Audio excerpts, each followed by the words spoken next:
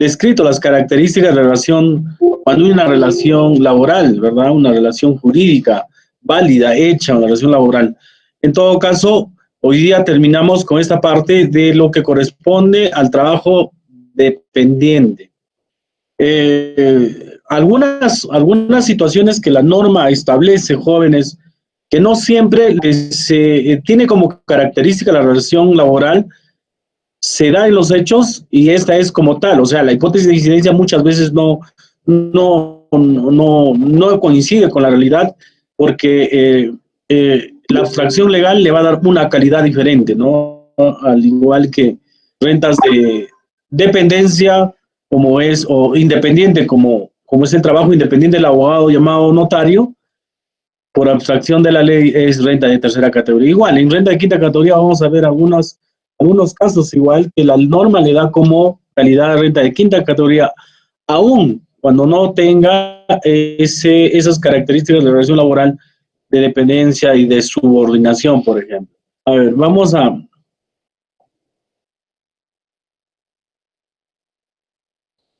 a compartir con ustedes los apuntes que siempre estamos usando.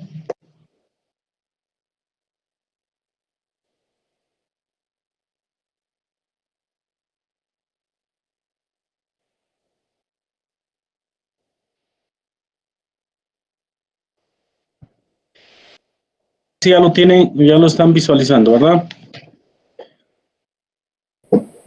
Sí, doctor, Ok. sí. Renta de quinta categoría. Los ingresos que corresponden, ya hemos hablado, a lo que es el trabajo personal prestado en relación de dependencia, ¿no? Ahí está incluido los cargos públicos, selectivos o no. Además de eso, el concepto de renta, jóvenes, no solamente la remuneración que se conoce como tal, el sueldo, sino también las asignaciones, emolumentos, primas, dietas, gratificaciones, bonificaciones, etcétera, etcétera, etcétera.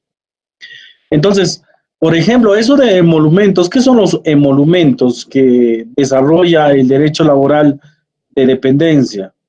Son aquellas asignaciones que le dan para cumplimiento de las labores que indican. Por ejemplo, los emolumentos por pasajes, por alimentos, esos también se consideran como tal, ¿no? Ahora, aquí hay un concepto importante, ¿no? Los emolumentos de libre disposición y de no libre disposición. Cuando es de libre disposición, significa que es parte de tu sueldo y por tanto es renta. ¿Qué entendemos monumentos de libre disposición? De libre disposición, por ejemplo, tenemos el conocidísimo asignación familiar, que es el 10% del sueldo. Todas las personas que tengan hijos, prole, en el aparato estatal, incluso también en el aparato o en el sector privado, todas las personas tienen una asignación, además del sueldo, una asignación familiar que es el 10%, repito. Ese 10% es de libre disposición y por tanto es dentro de la categoría renta de quinta categoría, es una renta, es una utilidad, una renta bruta, digámosle así, dado que tú al Estado, el que percibe esta asignación, ese monumento, no está llamado a fin de año o mensual indicar en qué lo ha gastado o demostrar que lo ha gastado con facturas, con boletas, no sé, que precisamente lo ha ganado una asignación familiar, o sea, en beneficio de los hijos. O sea, es de libre disposición, significa que tiene el nombre así, pero el detentor de ese beneficio, el trabajador, podría utilizarlo para otros asuntos que tienen que ver con la familia, no precisamente con los hijos. De repente tengan que ver con otros asuntos familiares, pero sí, ¿no? Entonces, ahí en ese caso sí, ese emolumento tiene calidad de renta. En cambio, cuando es de no libre disposición, por ejemplo, te dan un dinero, un viático para que viajes y cumplas una tarea, y tienes que al volver decir, señor, yo he gastado los 100 soles que me dio de pasajes tanto, en comida tanto, etc. Eso es de no libre disposición, y por tanto eso no estaría considerado como el monumento o una asignación extraordinaria de dinero que la SUNAT y el Estado no va a calificar como renta. Entonces, jóvenes, cuando hablamos de monumentos son esas asignaciones que siempre se dan en todo trabajo, pero cuando es de libre disposición, es considerado renta. Si no es de libre disposición, o sea que hay que dar cuenta de ese dinero, en todo caso esa no es dinero que no es renta, ¿no? Entonces, libre disposición y no libre disposición. Había un problema, esto, hablando de monumentos, es lo que, por ejemplo, en el Congreso anterior, había un problema, pues, con los congresistas que iban cada mes a sus lugares de origen con un buen dinero, algo de 5,000 soles, creo, ya, y entonces muchos de ellos incluso habían fraguado boletas, facturas, etcétera, ¿no? Porque eso no consideraba, pues, sus ingresos como renta, simplemente eran gastos del Congreso. Y había un problema para demostrar, pues, los 5,000 en pasajes, en boletos, comidas. Incluso hemos escuchado, por ejemplo, al congresista Comerpollo, ¿no? Que se había comprado más de 500 pollos y había demostrado que era su gasto, ¿no? Entonces, a raíz de eso, cambiaron este estatus de libre disposición y no libre disposición. Y le dieron esa asignación como libre disposición. Eso significa que era parte de su renta ya. Ya no interesa en qué lo gaste, como es parte de sus ingresos, al final deberá pagar su impuesto a la renta y no nos interesa en qué lo gaste. Si quiere comer con los 5,000, no sé, pollo, no sé, ceviche de 2,000 soles, ya es problema de ellos, ¿no? Entonces, eso es lo que se indica, libre disposición y no libre disposición, no se olvide. Ahora, no solamente los sueldos jóvenes estipula lo que acabamos de decir, o sea, no solamente son las asignaciones, bonificaciones, sino también hay otros ingresos que se llaman participaciones de los trabajadores. Las participaciones de los trabajadores, lo que también se conoce como distribución de utilidades, también son parte de la renta de quinta categoría. ¿Por qué? Porque luego de un trabajo del giro de la empresa o institución o empresa más que nada, se hace un balance general y existe ya lo que es las utilidades. Y ya del derecho laboral contemporáneo estipula que los trabajadores, además de sus sueldos, además de sus gratificaciones, deberían formar parte también de esas utilidades que también ellos han tenido, eh, digamos, han tenido pie día a día en la empresa para que produzcan esas utilidades y también deberían participar los obreros, los trabajadores en todo caso. Anualmente también hay una repartición de participaciones y utilidades que tengan que servir como ingreso de renta también, ¿no? Otro, los ingresos provenientes de cooperativas de trabajo que perciban los socios. Además de esto, también jóvenes, todo ingreso que tenga que ver en relación a que nazca de la patronal, sea privado o público, es renta. En el público no va a haber esto de participaciones porque precisamente la actividad privada y pública se diferencia de los fines de lucro, ¿no? En todo caso, fines de lucro significa que hay una finalidad, además de ganar mi sueldo como gerente, además que algún familiar esté trabajando como trabajadores, obreros, chofer, además de eso, finalmente hay utilidades, hay ganancia, y eso también es otro ingreso más fuerte de la empresa privada. En cambio, de la empresa, digamos así, la empresa estatal, la empresa pública, que también tienen fines y objetivos, no persigue utilidades a fin de año, y no hay tampoco, ¿no? Eso se traduce en lo que es digamos así, el presupuesto público, que es otro manejo a lo que es la actividad privada. Entonces, jóvenes, además de los ingresos que sean remuneraciones, existen participaciones o cualquier otro ingreso de libre disposición, claro está, para lo que es renta. Ahora, también están dentro de esto, por abstracción de la ley, por ejemplo, los ingresos obtenidos por el trabajo prestado de forma independiente con contratos de prestación de servicios, dicen, normados por la legislación civil. Eso también es renta de quinta. Aún así, y no cumple la categoría de dependencia. Por ejemplo, se contrata a una empresa que desarrolle, digamos, una especialidad dentro de la empresa, y esta, por la razón de ser del contrato, no va a poder llevar sus trabajos fuera de la empresa, tiene que ser en la empresa. O sea, estudios de prefactibilidad, estudios de, digamos, de reestructuración empresarial, auditorías, no sé, ¿no? No hay manera de hacerlo fuera de la empresa, tienen que estar dentro, pero están mediante un contrato civil.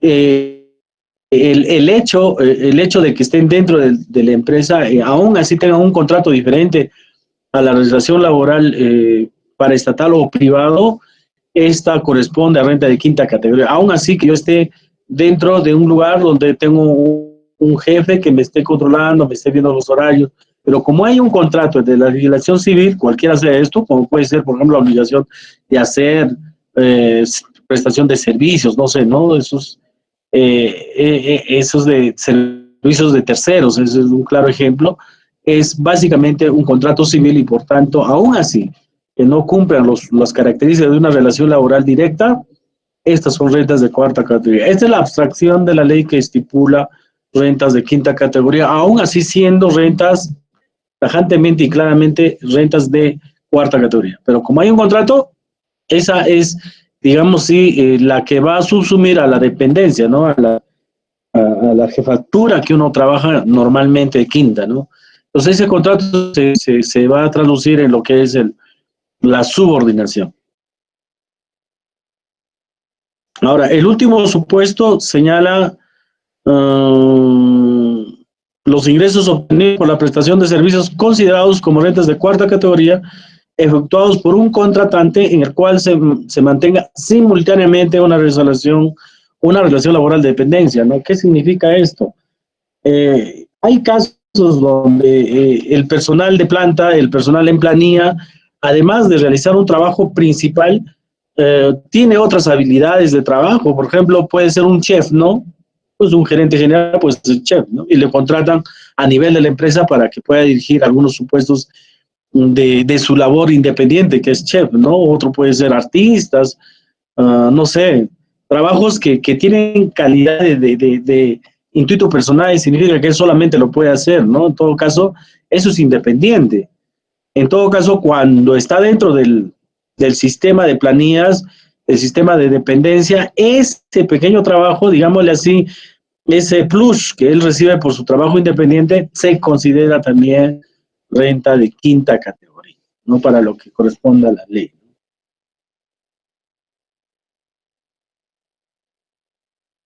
No están, no se encuentran afectos a la sumatoria de los ingresos conocidos como renta de quinta categoría, las indemnizaciones, las compensaciones por tiempo de servicio, las rentas vitalicias y las pensiones que tengan su origen en el trabajo personal, como la jubilación, el montepio, la invalidez, subsidios de incapacidad temporal, maternidad y lactancia. Cuando estudiamos la característica de renta jóvenes, se ha estipulado todo esto, ¿no? La calidad de renta, la naturaleza de renta, habíamos estipulado, incluso la jurisprudencia nacional había dictado que era, no era renta o no tenía la calidad de renta. Y precisamente en consonancia a eso, las normas en impuesto a la renta de quinta categoría no va a sumar al ingreso regular del trabajador las indemnizaciones que hayan recibido por razones de que la norma ya estipula, ¿no? Las indemnizaciones no son consideradas ingresos, aún así que van a incrementar nuestra renta, el aumento de nuestro patrimonio, etcétera, no podría calificar como renta, no va a calificar como renta porque son situaciones que van a salvar algunos supuestos de poder calmar un litigio entre el trabajador y la empresa o el Estado, que también existen indemnizaciones. Las compensaciones por tiempo de servicio es un tipo de indemnización a futuro, ¿no? Por el largo trecho de trabajo de los que tienen una labor, digamos, permanente en el tiempo y nos adelantamos a que el tiempo va a atacar, digamos, nuestras facultades que tenemos para el trabajo, o sea, en nuestra vejez se necesita que tengamos una indemnización futura y eso se conoce compensación por tiempo de servicio, CTS, ¿no? En todo caso, esto tampoco va a suponer el ingreso como renta o va a sumar el grueso de renta. Un momentito, se está apagando, voy a enchufarle la...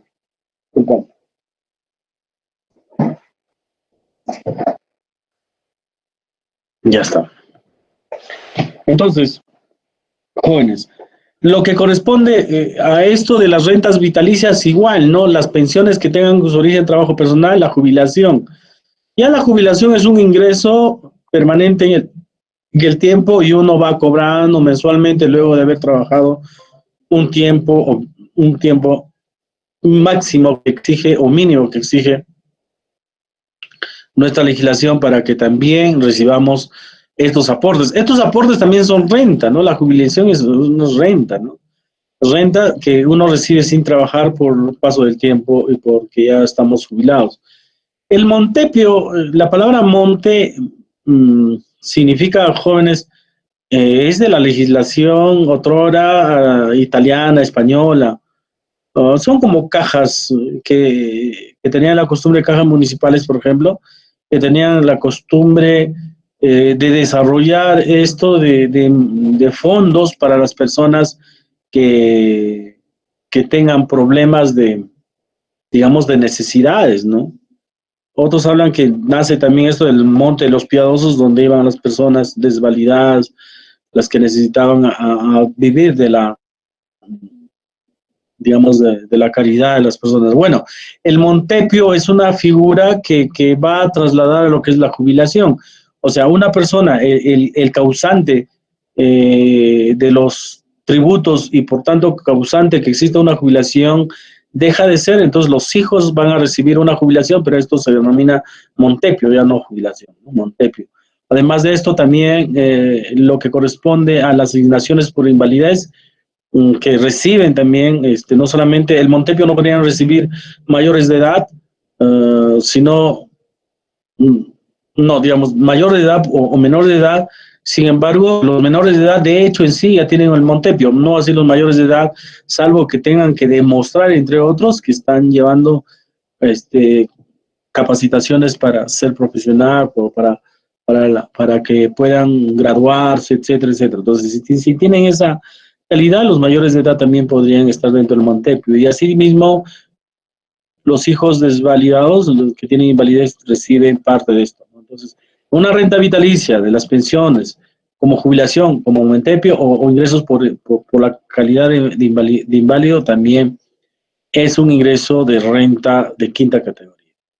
Los subsidios, o no es, no es, estamos confundiendo, no es renta de quinta categoría. Los subsidios por incapacidad temporal, maternidad y lactancia, igual, ¿no? Por la naturaleza que tienen, no se consideran ingresos de quinta categoría. Bueno, estos cuatro, para aclarar, porque estaba indicando que eran ingresos de quinta categoría, la jubilación, no es. No es. El montepio tampoco y las que se asignan por inglés tampoco es renta de quinta categoría. Igual, los de incapacidad temporal, la maternidad y la lactancia tampoco es renta de quinta categoría. El otro supuesto que también es de derecho tributario internacional, que ustedes van a tener un curso incluso, exige que las remuneraciones que perciban en el ejercicio de cargo de un país los funcionarios y empleados dentro de la estructura organizacional de un Estado, de los gobiernos extranjeros, ahí está, o instituciones oficiales de organismos internacionales, tampoco corresponden a rentas de quinta categoría. ¿Cómo es esto? Jóvenes, en la costumbre del derecho internacional, las embajadas, las instituciones de un Estado dentro de otro, se consideran territorios del país de que lo detenta esa representación. Si dirigía, por ejemplo, la Embajada de Estados Unidos en el Perú, se da el tratamiento como si ese pequeño territorio es una extensión de los Estados Unidos, de Norteamérica, igual. La embajada de Venezuela, de Brasil, etcétera, ¿no? Se considera que es un territorio extraño al peruano, aún así esté dentro, ¿no? Por eso existe la figura de lo que es los asilos diplomáticos, que nació justamente en Perú, ¿no? Los asilos diplomáticos establecen que ya está fuera del país y nosotros no podemos perseguir bajo ninguna norma penal, administrativa o lo que se quiera perseguir a un ciudadano peruano. Entonces, jóvenes, por esos principios no existe renta en cuanto a los diplomáticos, ¿no? No existe renta en cuanto a los diplomáticos. Todos sus ingresos no corresponden al peruano. Ahora, si hubiera personal nacional que trabaja en las embajadas, ahí hay un tratamiento tributario diferente que se va a arreglar con normativa referida a no doble tributación o no doble imposición que salvan los tratados internacionales, ¿no? Hasta aquí debemos hablar dos situaciones muy interesantes y que me parece que debemos anotarlo. Referido a afectación, inafectación y exoneración, que es diferente, ¿no? Inafectación y exoneración. Estas dos figuras estipulan básicamente la existencia y el desarrollo de la hipótesis de incidencia que hemos hablado también en algún momento, y eso también lo han desarrollado en Derecho Tributario 1. La hipótesis de incidencia es la figura abstracta, legal, la misma que ordena, digamos, unas características para que exista el tributo, y si no existe o parte de esta no se da en un hecho hipotético, no existe tributo. Por ahí va la diferencia entre inafectación y exoneración de un tributo. La inafectación, jóvenes, se da la hipótesis de incidencia, se da realmente en una administración hay una fuente, aunque no siempre, pero hay una fuente excepcional en el tiempo, hay un incremento del patrimonio, si hay en la composición de tiempo de servicios igual, en la jubilación, en el Montepio, en invalidez, en los subsidios también hay un incremento de capital, de patrimonio. Está dentro de los supuestos de hipótesis de incidencia, sin embargo, son inafectos, ¿no? Son inafectos. Se dan la hipótesis de incidencia, pero no se exige al final porque están inafectos esas actitudes, esos comportamientos por razones de, digamos, de tratamiento legal, además de esto de naturaleza de la renta, etcétera. Entonces, en la inafectación, la hipótesis de incidencia se da, pero no llega a concluir legalmente. En cambio, en la exoneración, ya es otra tesis, ¿no? La que misma exige que falta algún elemento de la hipótesis de incidencia. Y la hipótesis de incidencia en las exoneraciones de las remuneraciones que perciban los diplomáticos empleados dentro de la estructura organizacional de un gobierno extranjero o instituciones oficiales extranjeras, organismos internacionales, etcétera, que están dentro del país, están exoneradas porque la hipótesis de incidencia en su elemento territorio no se daría, ¿no? Entonces, nosotros no podríamos cobrar tributos a un territorio que no nos corresponde. Eso es proscrito globalmente, el derecho comparado no existe. Se respeta siempre esto del requisito, así como en el tiempo, también en el espacio, ¿no? Entonces, exoneración e inafectación se da básicamente en esto, ¿no? En uno existe la hipótesis de incidencia, en otras no se da porque no cumple los requisitos, ¿no? Incluso en otra existe y se da todo, pero no llega a concluir porque está inafecto a algunas consideraciones que se ha tenido. Entonces, inafectación y exoneración tiene que ver con la hipótesis de incidencia. Hablemos ahora del cálculo de este impuesto, el impuesto a la renta de quinta categoría. Jóvenes, aquí hay que aclarar una situación que por la experiencia del desarrollo del curso de Derecho Tributario, nosotros debemos entender, cuando no conocemos los tributos, los comunes mortales no conocen el tributo, estamos frente a digamos, el mutis, la no existencia de conciencia tributaria. Y por eso que tenemos una nación, aún así que no haya un buen porcentaje de conciencia tributaria, pero mira, tenemos fondos que nos están permitiendo sobrevivir a una pandemia, de poder entregar dinero, si no está llegando, eso es otro asunto, a los más necesitados, pero sí se está distribuyendo a nivel de los bancos, apoyo, etcétera, ¿no? Hoy en día se ha dicho que el 12% del PBI, que tampoco seguro no lo entendemos, pero ahí está, se está destinando para esto de pro pandemia, ¿no? Con una diferenciación, joven, no llegamos ni al 1.2% del PBI en educación. Con eso ya les decimos todo, ¿no? Para que ustedes puedan entender. No llegábamos antes de la pandemia al 1.2% para educación y alguna vez llegó a 2, ¿no? Pero bueno, usted tiene su universidad, tiene la universidad con todos los elementos que a muchos les gusta y ustedes tienen todas las facilidades físicas para poder asistir a una universidad y ustedes lo han gozado, más que otros, que los cachimbos hoy en día que no conocen las aulas universitarias aún. Sin embargo, jóvenes, eso lo teníamos con el 1 punto y tanto por ciento del PBI. Hoy se está pidiendo que sea el 6%. Imagínense, va a ser otro mundo. Pero bueno, jóvenes, sin conciencia tributaria tenemos esa base de las arcas del Estado. Pero cuando no conocemos, y ustedes profesionales deben conocer la estructura, el cómo, de qué, etcétera, establece pues esto, ¿no? Conciencia tributaria. El cálculo del impuesto, jóvenes, si bien es cierto, es un trabajo del economista, del contador, de los peritos, que algunos son abogados incluso, con estudios en economía o en contabilidad, establecen, jóvenes, que este cálculo de impuesto en cuanto a rentas de quinta categoría se hace un poco complejo, pero digámosle por qué se hace muy complejo.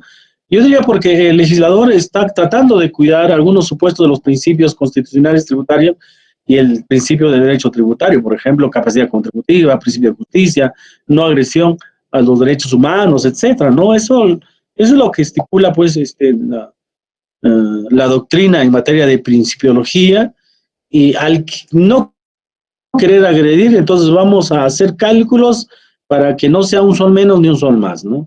Entonces, el primer supuesto que hay que hacer en esto del cálculo de impuesto, y dicho sea el paso al desarrollo que vamos a darle hoy día, podríamos establecer algunos puntos normativos, legales, de incluso erigir una tesis, etcétera, ¿no? El primer paso es hay que proyectar los ingresos grabados que se perciban en todo el año. El cálculo del impuesto es mensual en materia de renta de quinta categoría, porque mensualmente se pagan las remuneraciones y mensualmente también se debería pagar, digámosles entre comillas, la remuneración del Estado denominado tributo. El Estado también necesita esa remuneración o ese ingreso para que pueda seguir desarrollando sus actividades estatales. Esta remuneración mensual es fácil, hasta ahora no es tan complejo. La remuneración mensual, si nos vamos a proyectar para que me hagan para realizar el pago mensual, que se llama retenciones a los sueldos, que yo voy a tener 12 meses de ingreso, ¿verdad? 12 meses, y serían 1,000 soles, es 12,000 soles. A esto, jóvenes, se señala que el primer paso es la proyección. La remuneración mensual se multiplica por el número de meses que falta terminar el ejercicio gravable. Entonces, sería 1,000 por 12, 12,000. Pero a esto hay que sumarle lo siguiente: las gratificaciones ordinarias, las legales, las que existen, sí o sí, cuando uno entra dentro de este sistema de rentas de quinta categoría. Gratificaciones como Navidad, fiestas patrias y otras, ¿no? Aún no la hayas percibido, se tiene que sumar para hacer la proyección que existe en el cálculo del impuesto. Entonces, el primer supuesto, proyectamos lo que queda hasta el fin de año, cuánto vamos a percibir. También esto, las remuneraciones extraordinarias, las activaciones extraordinarias, las participaciones, reiteros, horas extras, entre eso de las horas extras en el derecho laboral. Es bien interesante ese estudio.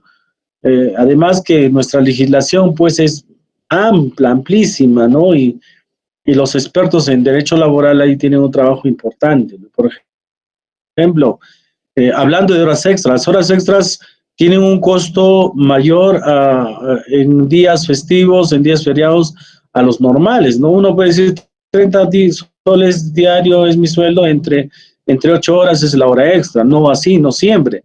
Hay añadidos o es doble cuando es sábado o domingo. Ahora, un día feriado, y si trabajas hay doble remuneración, etcétera. Esto se va a hacer más complejo en los trabajos de la actividad minera, por ejemplo, ahí en Socavones. los sueldos o las remuneraciones de trabajadores mineros van a estar en sintonía, por ejemplo, entre otros, los que tienen contacto con agua, los que están a más profundidad que otros, etcétera, el polvo, etcétera, etcétera. O sea, todos esos ingresos que van a ser un plus al sueldo principal se tendría que sumar.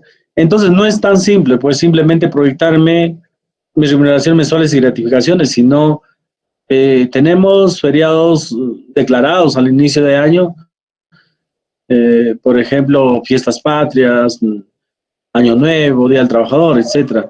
Y dicho sea de paso, este 28 y 29 debería ser feriado, pero solamente va a ser el día 28, por ejemplo, ¿no?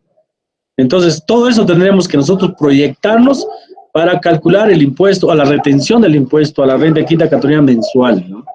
Para determinar la retención mensual, se necesita realizar primero eso, la proyección.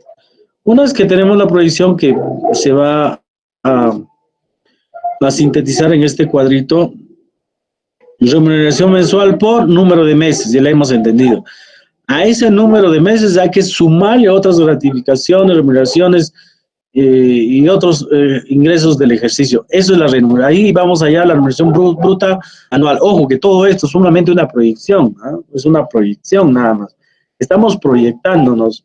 Entonces ya no es simple como se hacen los pagos mensuales en renta de cuarta, de primera, etcétera, de segunda, sino aquí hay que hacer una proyección que lo hace más complejo. Esa remuneración bruta va a sufrir un descuento único del 7 y 3. Habíamos hablado de que en renta de cuarta hay 2 descuentos, ¿no? Incluso 3.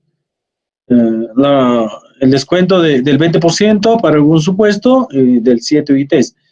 Y finalmente también incluso hay 3 UITs además con el cumplimiento de la habitualidad, ¿no?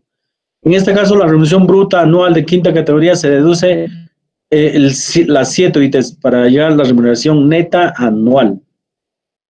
Entonces, la pregunta es, si esta remuneración bruta anual no supera las 7 UITs, entonces no está sujeto a retención. Ojo, está hablando de la retención, no así del impuesto anual, que al final del ejercicio no me han retenido nunca, pero hay una utilidad de mí, tendría que yo pagar por eso, ¿no? De acuerdo a la escala y a la tasa que corresponda. Entonces, jóvenes, por ejemplo, en este supuesto, si es que no existiera utilidad porque mis ingresos han sido menos a 7 UITs, no hay retenciones. El tercer paso, cálculo del impuesto anual proyectado. Acá está. Ya estamos en la remuneración neta anual, ya hemos hallado la remuneración neta anual. Ahora, esta hay que confrontar con las tasas del impuesto que desde 2017 existe.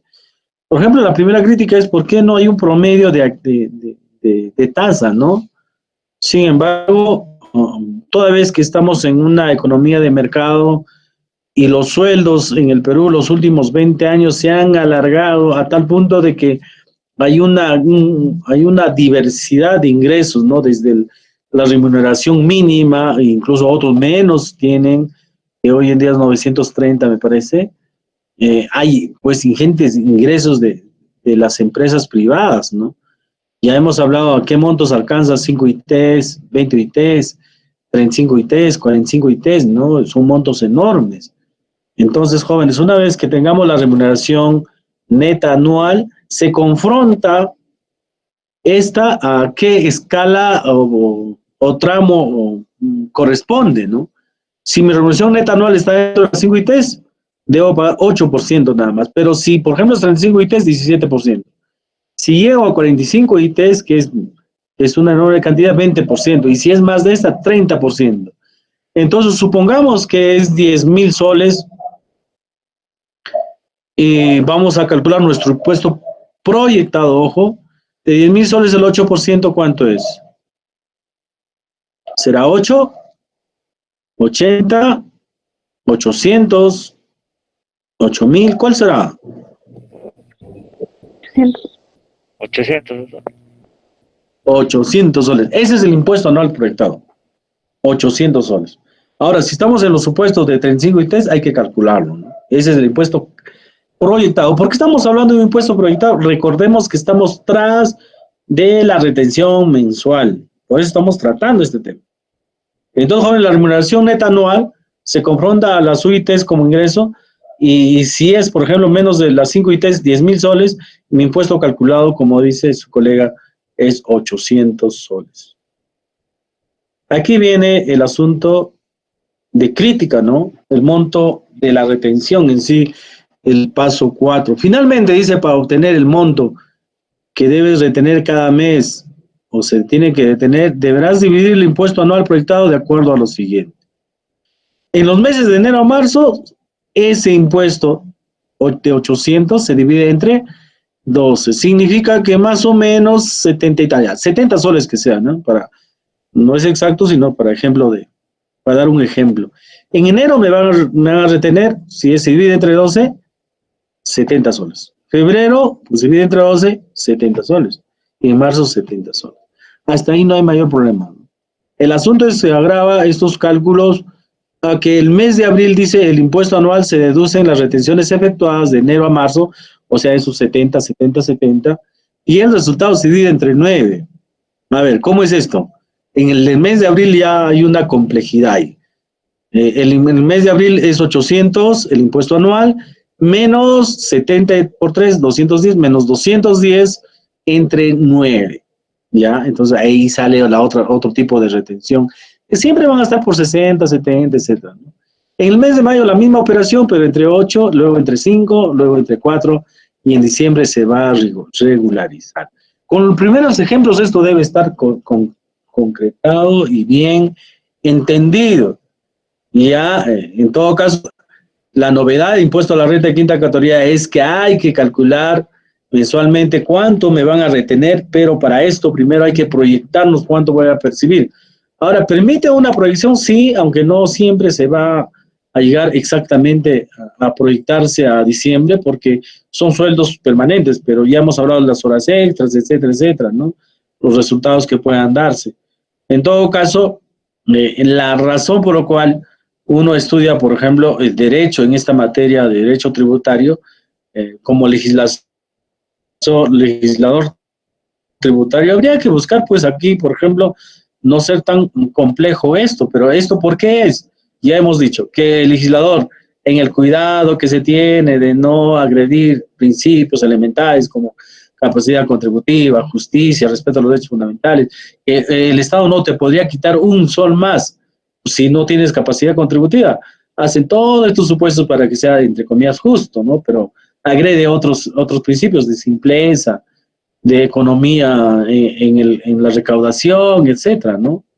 Entonces ya pues habría que estipular, en todo caso, cuando ya tengan ustedes digamos, el deber de legislar, podrían de repente estipular algo al respecto en cuanto a cómo se calcula las retenciones de renta de quinta categoría sin agredir, además de los principios, pero otros principios, ¿no?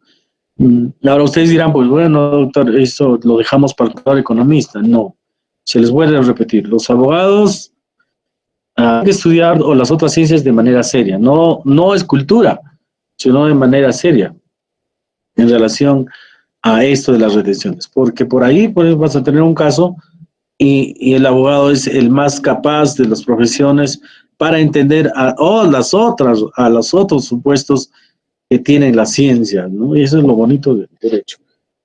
Uno tiene que estudiar, si no les gustan los números, sí va a estudiar, si no le gusta ver sangre, va a estudiar, si no le gusta hablar, tiene que hablar, si tiene que estudiar un idioma, el chino mandarín, lo tiene que hacer y en serio, o si no, simplemente se va a retrotraer a un abogado que no cumple, digamos, con los fines que tiene el abogado de la defensa, ¿no? Si uno quiere defender, tendría que estipular. Ahora dicen traductor, ya pues, traductor, pero ¿quién estudia? El traductor va a estudiar y te va a decir las fijas, no sé. Tiene que estudiar, y si va a estudiar, tiene que hacerlo en serio. Este es un cuadro que comparto para que tengan un resumen de cómo se hace las retenciones del mes. En el mes de enero y febrero o marzo se proyecta el impuesto anual, menos, no hay ningún descuento y se divide entre 12 y eso es la retención del mes, ¿no? En abril ya cambia la cosa, ¿no? En abril el impuesto anual menos lo que ya me han descontado en enero y marzo, eso entre 9. Y luego mayo, junio y julio, el impuesto anual que hemos proyectado de 800 menos lo que ya me han retenido en enero hasta abril, entre 8. Luego entre 5, entre 4, y en diciembre hay una regularización. Viejones, esto es en letras, y no es en números, es en letras, para que lean ustedes. Ahora vamos a pasar a ver.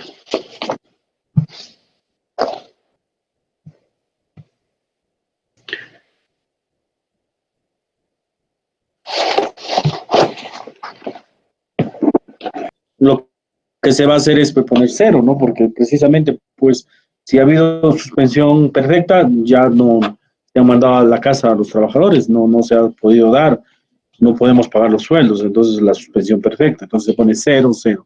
Y cuando reanudan, bueno, se sumarán, pues, ¿no? No creo que haya mayor problema en eso para los que están en planilla, ¿no? Ahora los que han sacado las retenciones, suspensiones de renta de cuarta categoría, podría haber algún problema, pero tampoco, ¿no? Porque al final, incluso a la pregunta de Jaime, ustedes deben tener lo siguiente: a raíz de 2014, desde el 2012, incluso ya en el gobierno de Alan García, ya se ordenó que las devoluciones de los tributos mal pagados o pagados en exceso deberían devolverse con la tasa de inflación, la tasa de interés moratorio aplicado, así como la TIM, igual actualizada. En todo caso, me da pie a decir lo siguiente: muchas veces en la regularización, jóvenes sale para devolver, ¿no? Por ejemplo, me ha salido para pagar 800 y haciendo los cálculos sale 400. Entonces ya me han retenido 900. ¿Cuánto está por devolver? 500 soles. Esos 500 soles se dan directamente a la cuenta del trabajador, si es que tiene una cuenta bancaria o un cheque. Hoy en día está diciendo que todos vamos a tener una cuenta bancaria.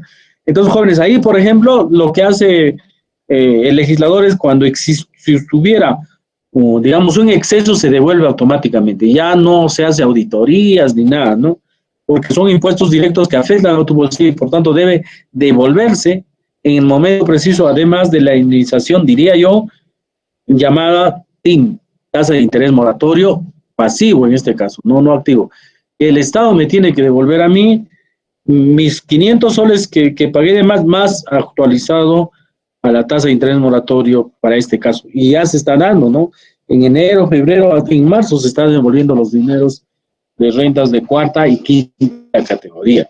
Por eso que los que están en cuarta y quinta categoría, además de los descuentos de 27 UITs, para algunos casos, se puede hacer, jóvenes, un descuento de hasta 3 UITs, ¿no? 3 UITs, casi más de 12,000 soles, que podríamos establecer como descuento siempre y cuando usted sustente que ha utilizado las tarjetas de crédito y los comprobantes digitalizados, comprobantes electrónicos que la SUNAT ha estipulado en su momento. No sé si hay alguna pregunta más. Ya, doctor.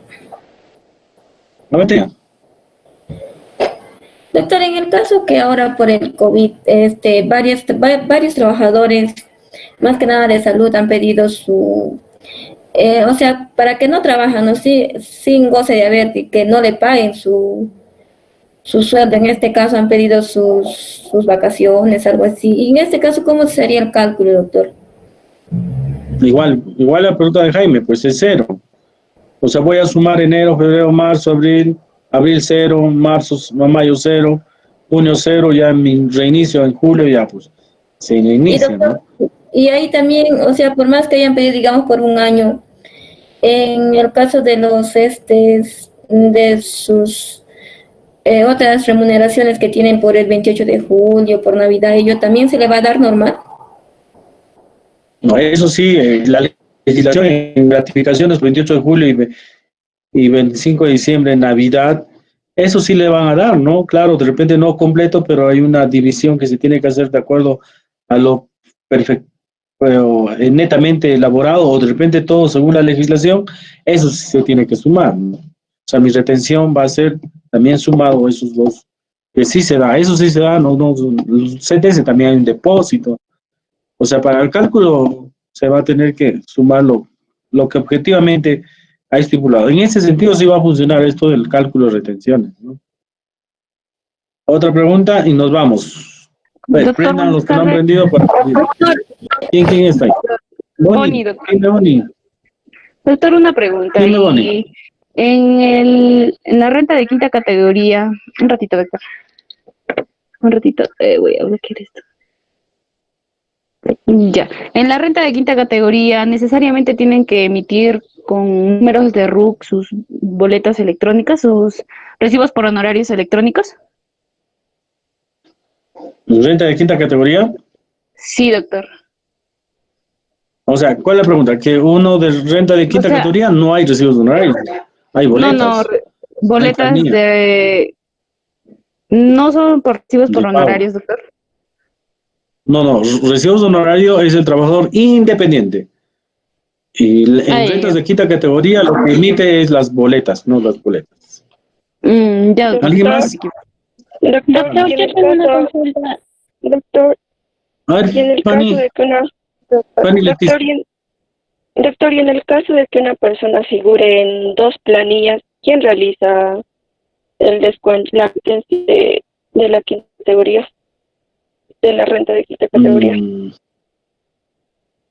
Bien, me has dado pie que hemos pasado de largo una anotación acá. ¿Dónde está?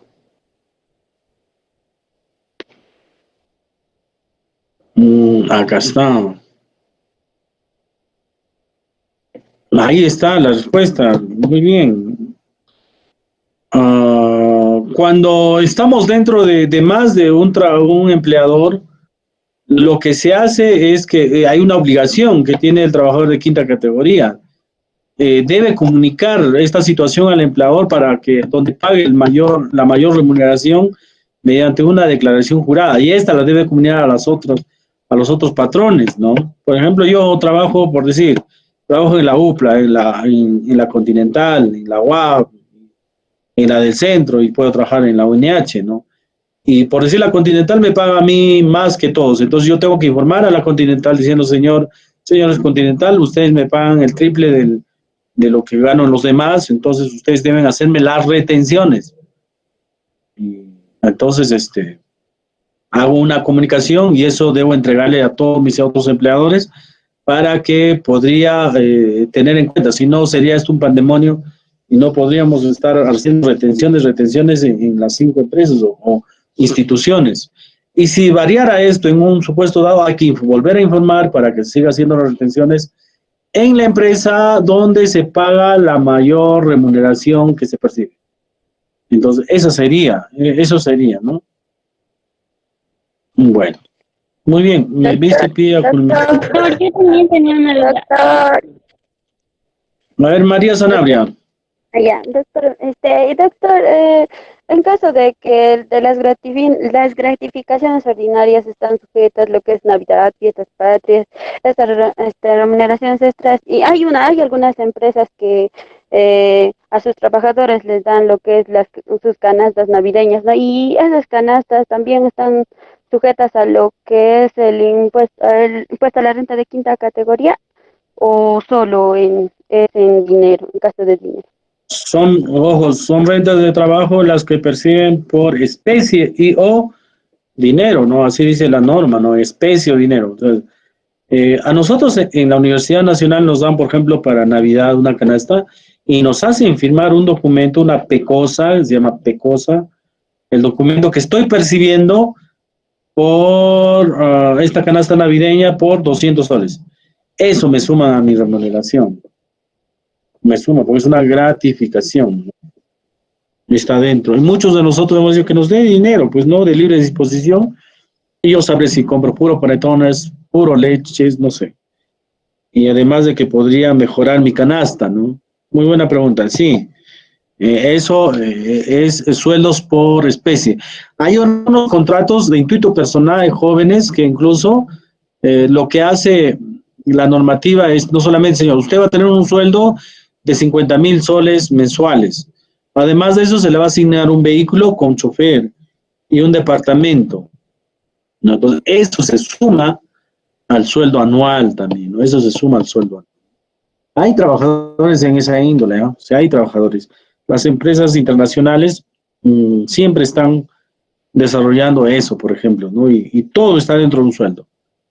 Nosotros vamos a empezar por un sueldo o una propina de prácticas, luego vamos a pasar al CECIGRA, es un sueldo mínimo, de ahí pasarán asistentes, ya van a ganar su UIT, más o menos una UIT, de ahí lograrán ganar como congresistas, 35.000, y más allá todavía hay un horizonte, donde no solamente es tu sueldo en dinero, sino en especie, te dan casa, carro, departamento, viajes, ¿no? Ya, ojalá lleguen a esos jóvenes, y es la idea que lleguen. Todo eso es remuneración, en especie. No sé quién más iba a participar. Yo, doctor, yo participaré. Levante la mano. ¿Qué paramos? Vamos, Fanny. Doctor, ¿qué pasa en el caso Fanny. de que un trabajador se le ha retenido lo que es su renta en una empresa y la empresa, o sea, le retiene su pero en exceso y prácticamente lo cesa la empresa? ¿Cómo podría ser para recuperar el monto retenido en exceso, ¿no? En la quinta categoría, doctor? Había, creo que, me parece que una noticia en el 2018, doctor, acerca de eso, para que les devuelvan, creo, el monto que se había retenido en exceso. El supuesto es, no sé en qué caso estará, ¿no? Hay retenciones, pues, que el empleador retiene, pero no deposita. O sea, tu empleador te ha retenido meses que no debió retenerte y no lo deposita. Ahí es un problema, ahí es un proceso civil, laboral con el trabajador, con el empleador, ¿no? Ahí ya te vas a enfrascar en un litigio laboral o civil, porque se ha habido retenciones que simplemente no la han trasladado al Estado. Y si no la han trasladado al Estado, el Estado no lo tiene, pues lo tiene el empleador. Hay un proceso civil, me parece, hay un proceso laboral, de dar suma de dinero, de retenciones indebidas incluso, ¿no? Pero si el empleador ha retenido y lo ha trasladado al Estado, no hay problema. Como ya hemos dicho, no hay problema porque ahí no habría ningún litigio, nada, porque cuando llega anualmente para regularizar este asunto del impuesto a la renta anual, el Estado se da cuenta y dice, pues mira, nosotros debemos retener 1.000, pero acá aparece 1.400. Bueno, la deuda es de 1.000 nada más, 400. Se hace un cheque y te devuelven o te depositan a tu cuenta, no hay problema. El caso que me dices, Fanny, me parece es que lo ha retenido, pero no lo ha depositado. Un dinero del Estado está en manos de una empresa, entonces uno tiene que hacer todo un proceso civil, me parece. No, ahí no hay, así se soluciona eso. Pero si el Estado ya se ha depositado a las arcas del Estado, el Estado anualmente va a regularizar y va a devolver. Hoy día devuelven esos dineros. No necesitas mover un dedo, simplemente estar atento a los cálculos de tu impuesto a la renta anual para que regularicen la devolución. ¿Quién más? A ver, ¿quién más? Disculpe, doctor. A ver, Henry. Doctor, en el caso de los sueldos de los dueños de las empresas unipersonales, ¿estos estarían sujetos a la quinta o a la tercera categoría, doctor? Muy buena pregunta. Claro, pues. Ojo que la empresa individual de responsabilidad limitada